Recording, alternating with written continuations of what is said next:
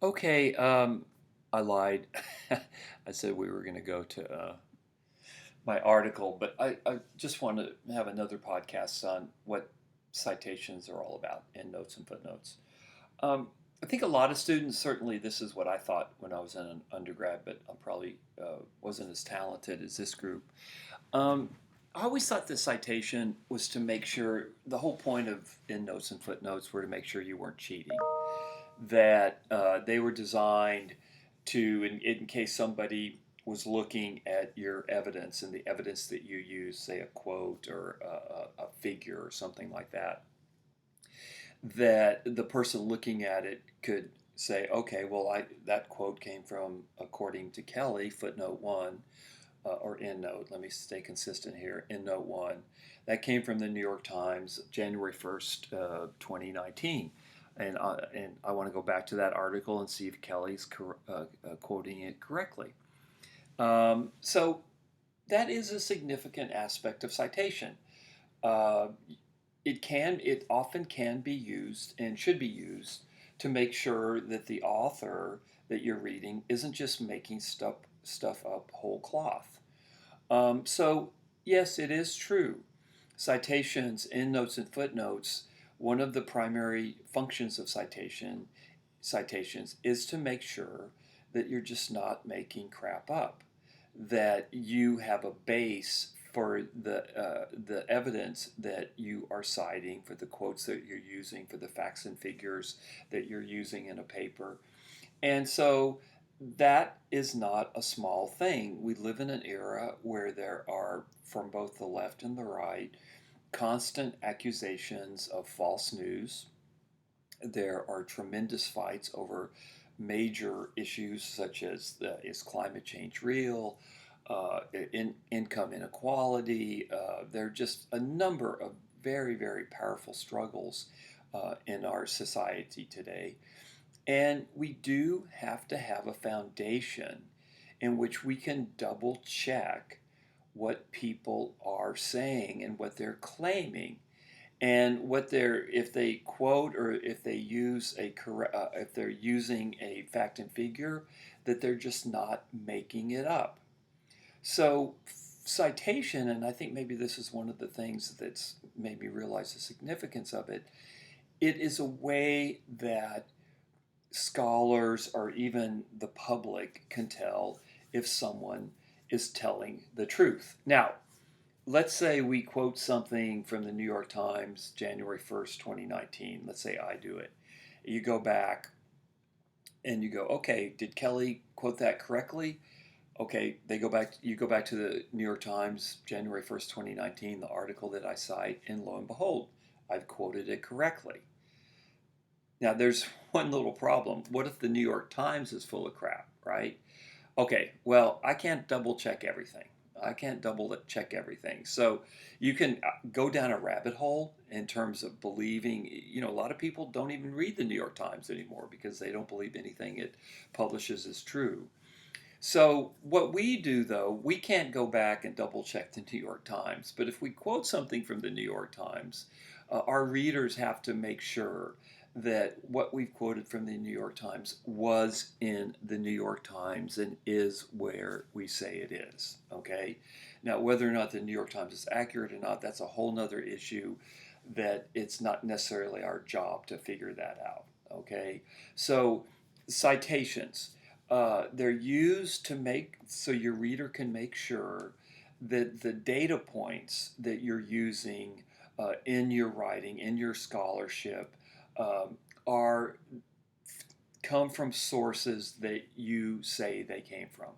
Okay, so that you're just not making stuff up. Okay, so that's the first thing about citation, that you're not lying about your source.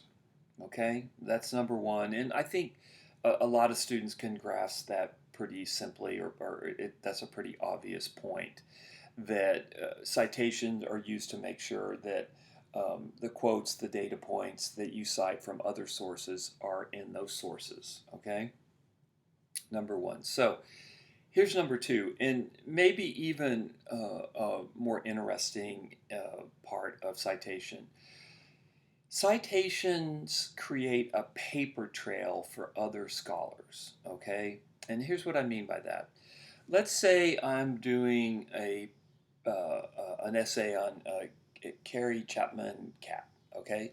And there's a lot on her in the Wheeler book.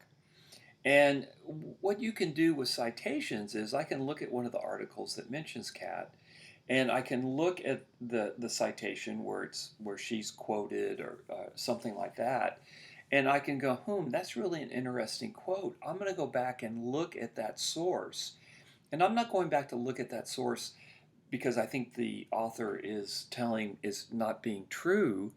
I'm going to go back and look at that source because that source might have information for me that the author that I'm looking at now didn't use. So let me say that again. So let's say I'm looking at an article in the Wheeler book on Catt, and there's a citation where she's quoted, and I go, that's very interesting. I'm going to go back. I'm going to look at that citation because that citation it sends me to another scholarly work on Catt that might have information that I can use that the author in Wheeler didn't use.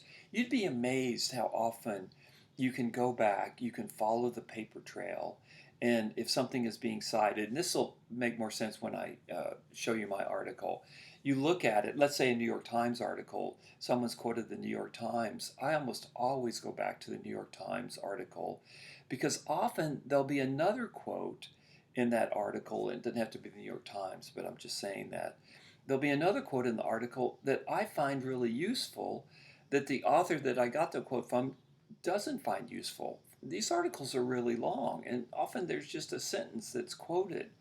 So the big picture here to pull back is that the great thing about citation for historians, for scholars in general, is they leave a paper trail.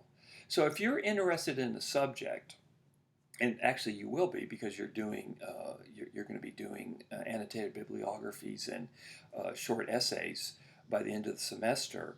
What you're going to find out is by looking at citations, citations will take you to to material on your historical topic.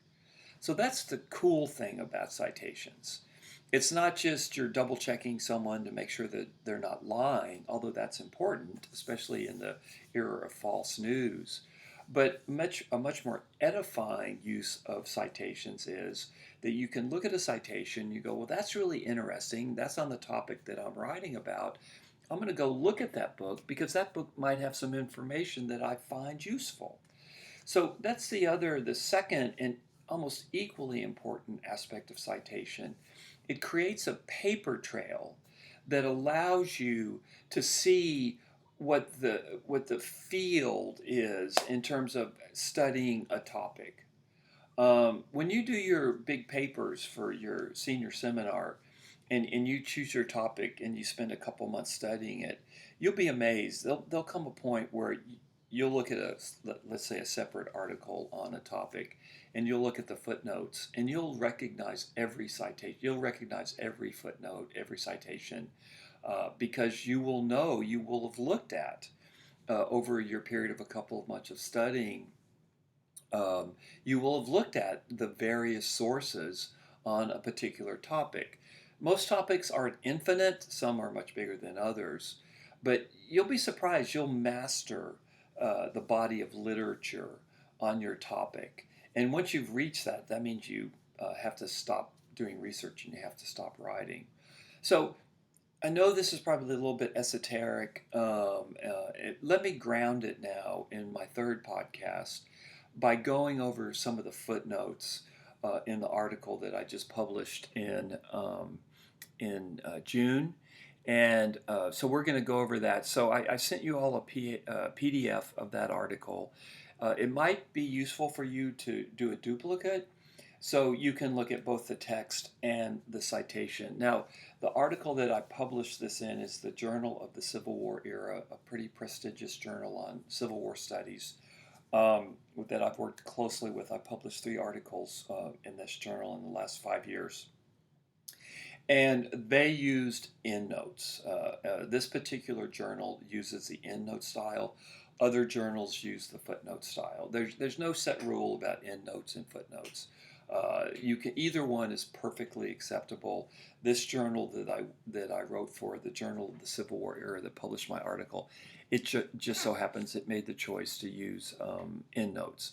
So, like I say, you might want to have the same document open, but you might want to have a duplicate so you can toggle between the text and the citation page.